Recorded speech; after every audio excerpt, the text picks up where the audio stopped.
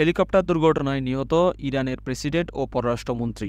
পার্বত্য অঞ্চলে বৈরী আবহাওয়ায় হেলিকপ্টার দুর্ঘটনায় ইরানের প্রেসিডেন্ট ইব্রাহিম রাইসি ও পররাষ্ট্রমন্ত্রী হোসাইন আমির আবদুল্লাহিয়ান নিহত হয়েছেন বলে ইরানের একজন কর্মকর্তা জানিয়েছে বার্তা সংস্থা রয়টার্সকে। ইরানের রাষ্ট্রীয় টিভি সহ একাধিক সংবাদ মাধ্যম এই খবর দিয়েছে বলে নিশ্চিত করেছে বিবিসি। ইরানের একজন সিনিয়র কর্মকর্তা রয়টার্সকে বলেন, প্রেসিডেন্ট রাইসি, পররাষ্ট্রমন্ত্রী সহ হেলিকপ্টারের সব আরোহী দুর্ঘটনায় নিহত হয়েছেন। ইরানের সংবাদ সংস্থা মেহেরও মৃত্যু সংবাদ নিশ্চিত করে জানিয়েছে, ইরানের প্রেসিডেন্ট ও পররাষ্ট্রমন্ত্রীকে বহনকারী হেলিকপ্টারের সব যাত্রী শহীদ হয়েছেন। এর আগে ইরানের রাষ্ট্রীয় টিভি জানিয়েছে, প্রেসিডেন্ট ইব্রাহিম রাইসির হেলিকপ্টারে প্রাণের কোনো চিহ্ন নেই। ঘটনাস্থলে কাউকে জীবিত পাওয়া যায়। রয়টার্সও ইরানের একজন কর্মকর্তার বরাত দিয়ে জানিয়েছে, রাইসিকে বহনকারী হেলিকপ্টার সম্পূর্ণ পুড়ে গেছে। ওই কর্মকর্তা বলেন, বিধ্বস্ত হওয়ার পর প্রেসিডেন্ট রাইসির হেলিকপ্টার সম্পূর্ণ পুড়ে যায়।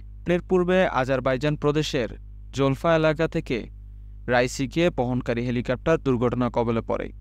এর বেশ দীর্ঘ সময় পর অবশেষে উদ্ধারকারীরা রাইসির হেলিকপ্টারটি খুঁজে পেয়েছেন। ইরানিয়ান রেড ক্রিসেন্ট হেলিকপ্টারটি খুঁজে পাওয়ার সত্যতা নিশ্চিত করে জানিয়েছে, তাদের অনুসন্ধান ও উদ্ধারকারী দল দুর্ঘটনাস্থলে পৌঁছেছে।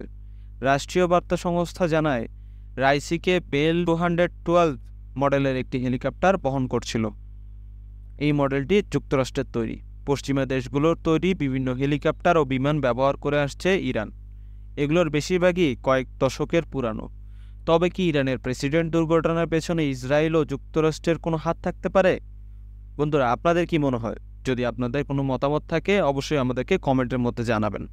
তো বন্ধুরা, এই ছিল আমাদের আজকের নিউজ। নতুন নতুন নিউজ পেতে এখনই আমাদের চ্যানেলটি সাবস্ক্রাইব করুন এবং পাশে থাকা বেল আইকনটি ক্লিক করে দিন। ধন্যবাদ।